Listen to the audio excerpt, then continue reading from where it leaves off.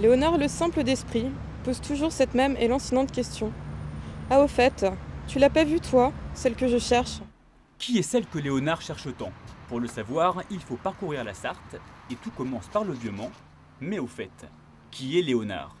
C'est un mystère, hein. Un personnage qui est un simple d'esprit, le simplet dans les contes de Grimm généralement.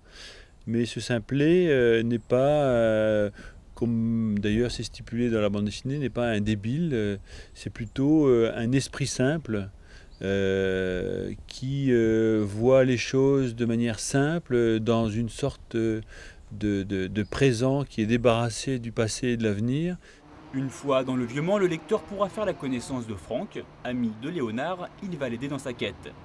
Le duo et leurs amis vont alors devoir affronter par exemple un trafic de drogue, une tentative de suicide, une arrestation, et la liste est longue. Pour Makio, toutes ces péripéties ne sont là que pour servir Léonard. L'essentiel pour moi, c'est de trouver l'idée maîtresse d'une histoire. À partir de là, c'est plutôt l'aspect technique qui va entrer en ligne de compte, avec quels personnages qui vont révéler des aspects de la personnalité du personnage principal. La visite de la cité Plantagenet prend fin et pour aider Léonard, le lecteur doit se rendre à la Charte-sur-le-Loir. Là, il se rendra tout d'abord à l'Hôtel de France et commandera un Janière en espérant glaner quelques informations sur l'enfance de l'esprit simple.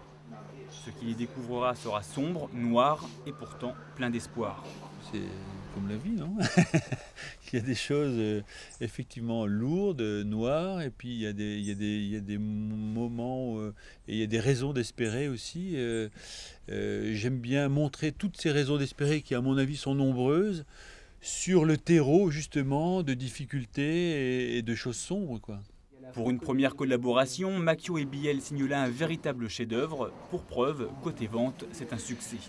C'est vrai que comme il y a le côté un petit peu local, il y a pas mal de gens aussi qui, ne connaissant pas forcément la BD, achètent de temps en temps un album parce que ça se passe dans le coin. C'est le petit côté régionaliste, je dirais. Et oui, ça c'est toujours sympa et on reverra de toute manière les auteurs pour la 25e heure du livre. La visite de la Sarthe à la manière d'Exosnou prend fin, mais c'est promis, Makio reviendra avec un nouvel album et peut-être même un long métrage.